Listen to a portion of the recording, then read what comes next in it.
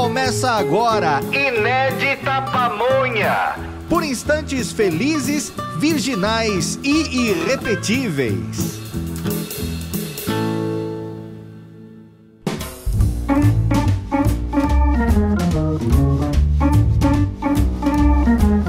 Está no ar o nosso Inédita Pamonha. Oferecimento generoso de Eastman Chemical do Brasil e de BNP Paribas Asset Management. Jamais esqueceremos os nossos apoiadores, sem os quais nada disso estaria de pé. Gratidão eterna àqueles que mês a mês tornam a coisa possível. Por isso, se você que regularmente nos ouve quiser nos apoiar com qualquer quantia que não represente nenhum gravame radical no seu orçamento, pois faça. Graças a isso, muita gente desperta para a vida do espírito.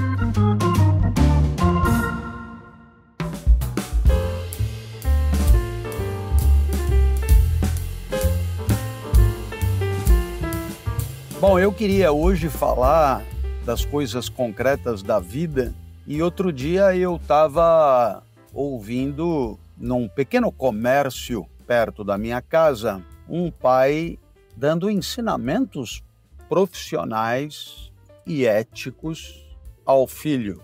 Eu não peguei toda a conversa, mas ele disse assim: se você fizer isso de novo, os clientes vão todos embora.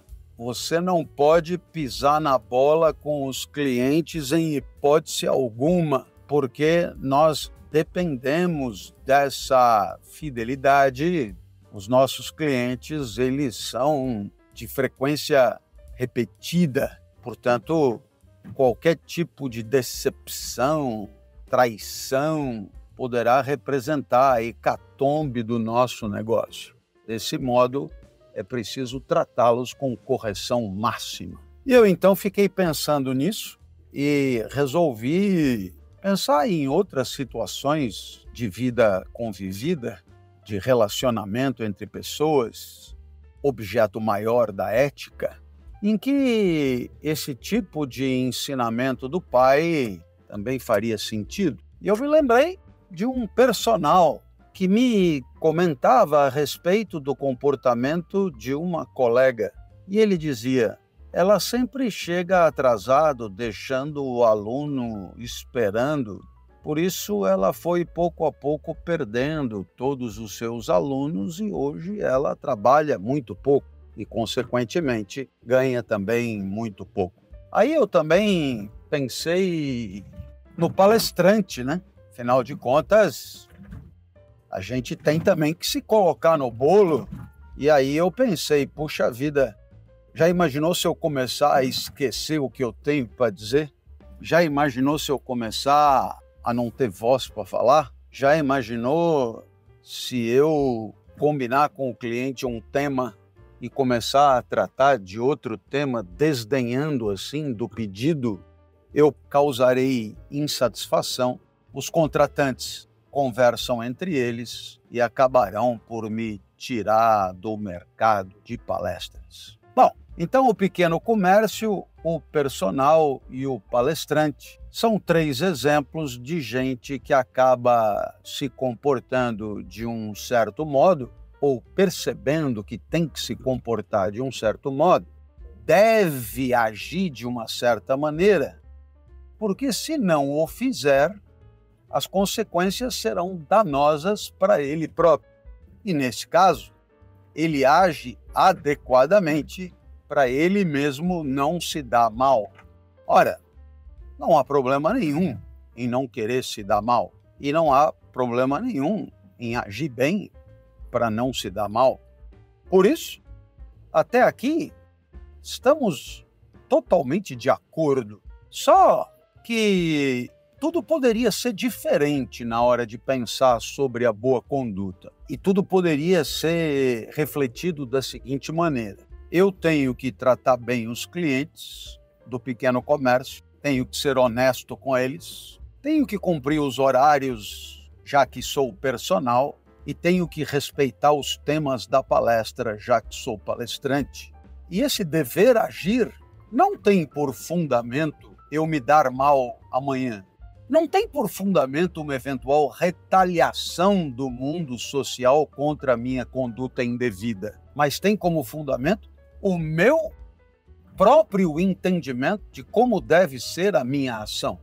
Aí tudo muda, ainda que, como se diz, na prática, dê a impressão de que dá na mesma, não dá na mesma, não. Quando você age bem por conta de um entendimento do que é devido, que tem a ver com a lisura e a integridade da sua conduta, independentemente do que possa vir a acontecer amanhã, o que acontece? Você age não em nome do seu próprio interesse de manter o negócio de pé, manter seus alunos de pé ou manter seus clientes contratando você.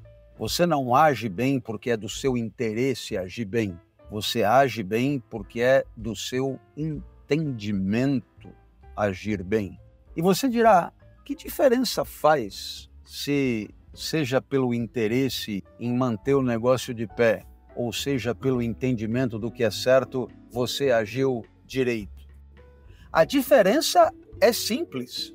É que no primeiro caso, no caso do interesse, se o seu interesse mudar, você não terá mais nenhum motivo para agir adequadamente. Ao passo que, se for do seu entendimento a respeito do que é certo, aí você agirá adequadamente, independentemente das circunstâncias do seu interesse. Professor, dá um exemplo aí, porque eu não entendi. Então, bacana. Vamos imaginar o seguinte. Vamos imaginar que o professor Clóvis esteja se aposentando. No fundo, o que ele quer mesmo e é claro que isso tudo é um exemplo, hein, pelo amor de Deus. O professor Clóvis está se aposentando, o que ele quer é ir morar na Tailândia, numa praia na Tailândia. O que ele quer é não dar palestra nunca mais. E aí ele aproveita 2 ou 3 raivas acumuladas de clientes sem noção. E agora o interesse dele é mesmo descontinuar a vida de palestrante. Nesse caso, perceba, ele não tem a menor razão para agir bem, porque agora o que ele quer mesmo é que as pessoas se entristeçam com a palestra dele, porque o objetivo dele agora não é manter o ofício de pé, mas é vingar-se de uma ou outra humilhação sofrida. Perceba que nesse caso, se você age bem, porque é do seu interesse agir bem, quando o seu interesse passar a corresponder a uma conduta indevida, é claro que você passará a agir mal. Ao passo que, se for do seu entendimento a respeito do que é devido, que tem a ver com a sua própria integridade, com a sua própria identidade moral, aí pouco importa o seu eventual interesse em continuar trabalhando ou interesse em descontinuar o seu trabalho, porque isso não é uma variável que interfere. O que interfere é você estar satisfeito com a sua própria ação, por entendê-la justa, adequada, honesta, íntegra. Assim também o personal, que pode eventualmente ter raiva daquele aluno em especial e querer se livrar dele, se estiver movido pela raiva, passará a agir mal, tanto quanto movido pelo interesse em mantê-lo pagante, passará a agir bem. E aí a sua conduta boa depende das circunstâncias. Ao passo que, se ele tiver um entendimento do que é devido, e esse entendimento Kant, que ontem completou 300 anos de nascimento, se ele tiver esse entendimento a respeito do que é certo, que Kant chamava de boa vontade, aí não vai importar muito se ele tem interesse em manter o cliente, interesse em prosperar, interesse em ficar rico, ou se ele tem raiva do cliente ou vontade de se aposentar, porque a sua conduta não depende disso. A sua conduta depende do entendimento que tem sobre o que é devido. Eu espero que você tenha entendido a diferença. Eu espero que você tenha percebido o problema de ensinar o seu filho dizendo: olha, Você deve agir bem, senão você vai se ferrar. Você deve agir bem, senão você não vai ficar rico. Você deve agir bem porque você tem que contentar o seu cliente para ele continuar gastando na sua loja. Porque essa não é a verdadeira e boa razão para o seu filho agir bem. Ele deve agir bem pelo entendimento que tem do que é justo e pela noção de integridade e de dignidade da própria ação, que é, no final das contas, o grande motor que devemos considerar para uma autoestima colorida e luminosa.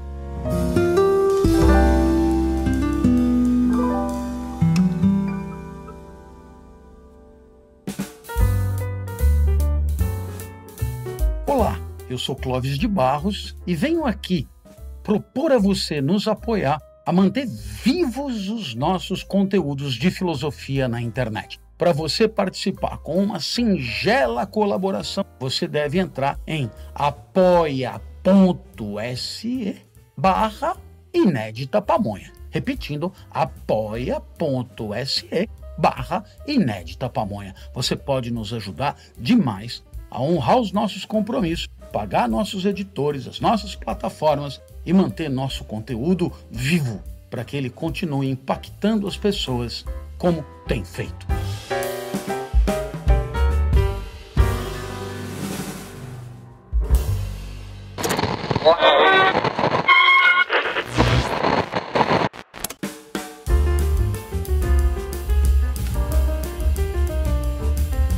Vamos responder as perguntas dos nossos ouvintes. Oi, professor, aqui é o Fernando de São Paulo. Quero aproveitar esse canal para te agradecer pela dedicação imensa, infindável, gigante que o senhor tem em transmitir tanto conhecimento para todos nós. Muito obrigado. Recentemente, no Partiu Pensar, o senhor declamou Tabacaria, do Fernando Pessoa. E a minha mãe, que faleceu tem pouco mais de um ano, amava a obra do Fernando Pessoa, assim como o senhor. E também, assim como o senhor, minha mãe era professora e tentava decodificar o mundo para os seus alunos da forma mais simples, mais apaixonante possível. E por isso eu gostaria que o senhor falasse sobre o ofício do professor, filosoficamente, psicologicamente, emocionalmente, enfim, o que o tempo permitir. Muito obrigado novamente e um grande abraço.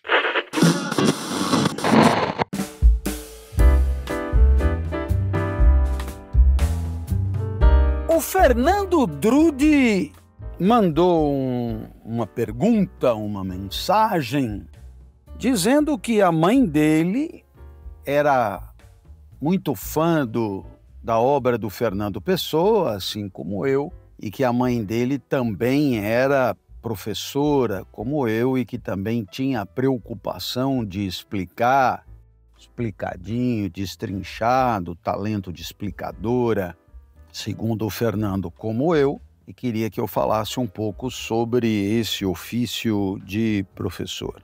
Fernando, o que eu tenho para te dizer de mais bacana, que é o que eu penso mesmo, é que existem dois afetos correlatos a esse ofício meu e da sua mãe. O primeiro afeto é o prazer de produzir um discurso claro e explicativo de outros discursos mais confusos. E isso não é todo mundo que tem esse prazer, aparentemente, porque as pessoas que falam com clareza, você já deve ter percebido, não são muitas. É preciso lembrar que a produção desse discurso claro coincide com uma atividade do espírito, que é a produção de um pensamento claro. Que o discurso e o pensamento, eles têm a mesma matéria-prima, que são as palavras. Pode observar quando você pensa, mesmo que você não verbalize, você pensa por intermédio de palavras. Então tem aí um afeto, que é a alegria com o próprio fazer. E esse fazer tem a ver com a clareza do discurso. O segundo afeto, Fernando, é curtir, é se alegrar em dar causa ao entendimento do interlocutor que, sem a sua presença, não atribuiria aquele sentido. E aí há uma questão de empatia mesmo, né? De você O outro fica feliz de ter entendido e você fica feliz dele ter ficado feliz de ter entendido porque você permitiu que ele entendesse. Então aí são dois afetos que eu considero distintos, né? O primeiro afeto é o afeto de pensar bem e produzir discursos claros, e o segundo afeto é de, através disso, alegrar as pessoas que compreendem o que não teriam compreendido. Tá bom? Eu acho que é o que eu teria para te dizer de mais genuíno, de mais sincero, de mais autêntico, e que a sua mãe seja aqui a representante de tantas e tantas professoras e professores que por esse país se empenham para que o nosso povo tenha a chance de um pouco de prazer do espírito. Valeu, Fernando. Um abraço.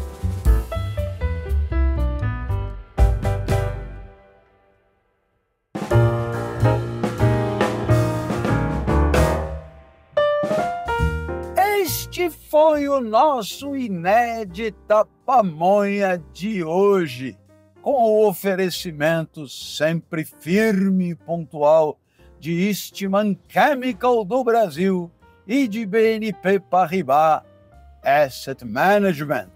E se você, que é ouvinte regular do nosso Inédita Pamonha, você ainda não estiver inscrito nas nossas reflexões matinais, o que você faz é entrar no Insta, @Clóvis de Barros, vai lá no link da bio, aí você vai lá no WhatsApp do Clóvis, você coloca o número do seu telefone e todos os dias você terá uma mensagem com a qual se entreter, oferecendo assim ao seu espírito aperitivo bom para que ele mesmo possa preparar a sua nutrição mais robusta. Era isso por hoje, fica bem. Se você gostou, ouve de novo. E se você gostou muito, convida alguém que você acha que possa gostar também. Amanhã é sexta, e sexta é dia de reflexão matinal. Um beijo grande e até a próxima. Valeu!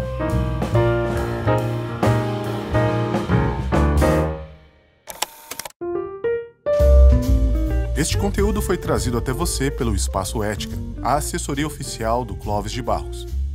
Para mais informações sobre cursos, livros e palestras, acesse clovisdebarros.com.br e siga o professor nas redes sociais.